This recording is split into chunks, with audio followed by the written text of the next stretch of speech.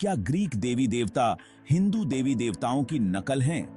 ये सवाल अक्सर उन लोगों के मन में आता है जो प्राचीन मिथकों में समानताएं देखते हैं।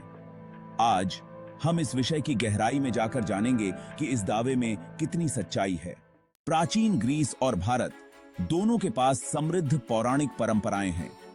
ग्रीस में ओलंपियन देवी देवताओं जैसे ज्यूस, हेरा और एथेना का बोलबाला था, जो स्वर्ग, धरती और पाताल लोक पर शासन करते थे। वहीं भारत में ब्रह्मा, विष्णु, शिव और सरस्वती, लक्ष्मी और दुर्गा जैसी देवियां हिंदू पौराणिक कथाओं के केंद्र में हैं। एक सामान्य तुलना अक्सर ज्यूस और इंद्र के बीच की जाती है। ज्यूस ग्रीक देवताओं के राजा हैं, जबकि इंद्र हिंदू देवताओं के राजा हैं। दोनों को आकाश का शासक, वज्रधारी और बारिश एवं तूफानों के देवता के रूप में चित्रित किया गया है। लेकिन क्या इसका मतलब यह है कि एक दूसरे की नकल है? जरूरी नहीं। हालांकि दोनों में कुछ समानताएं हैं।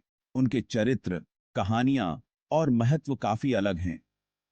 ज्यूस न्याय और कानून से जुड़े हैं, जबकि इंद्र अधिकतर वैदिक युद्धों और ब्रह्मांडीय संतुलन को बनाए रखने के लिए जाने जाते हैं। इसी तरह कुछ लोग अपोलो, जो ग्रीक देवता हैं, और संगीत, चिकित्सा और सूर्य से जुड़े हैं, की तुलना कृष्ण से करते हैं, जो हिंदू धर्म में प्रेम, संगीत और सूर्य से जुड़े हुए हैं। लेकिन फिर से उनकी कहानियां और प्रतीकात्मक भूमिकाएं पूरी तरह से अलग-अलग सांस्कृतिक संदर्भों में निहित हैं। यह सवाल कि क्या एक पौराणिक कथा ने दूसरी को प्रभावित किया, इतिहासकारों द्वारा बहस का विषय रहा है। प्राचीन सभ्यताओं के बीच व्यापार मार्ग और सांस्कृतिक आदान प्रदान हुआ था, लेकिन कोई ठोस सबूत नहीं है जो यह दर्शाता हो कि ग्रीक देवी देवताओं ने हिंदू देवी देवताओं की नकल की।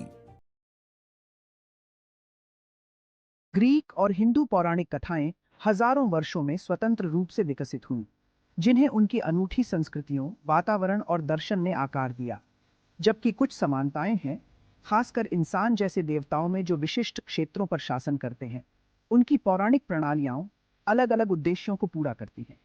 ग्रीक पौराणिक कथाएं अक्सर मानव स्थिति, भाग्य और वीरता पर केंद्रित हैं, जबकि हिंदू पौराणिक कथाएं कर्म, धर्म और आध्यात्मिक विकास पर जोर देती हैं।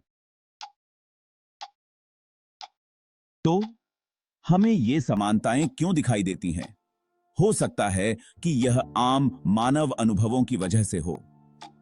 विभिन्न संस्कृतियों में लोगों ने हमेशा जीवन, प्रकृति और ब्रह्मांड के रहस्यों के उत्तर खोजने की कोशिश की है।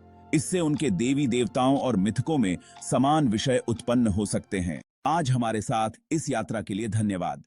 अगर आपको यह वीडियो पसंद आया हो तो लाइक, सब्सक्राइब और नीचे कमेंट करना न भूलें। अगली बार आप किन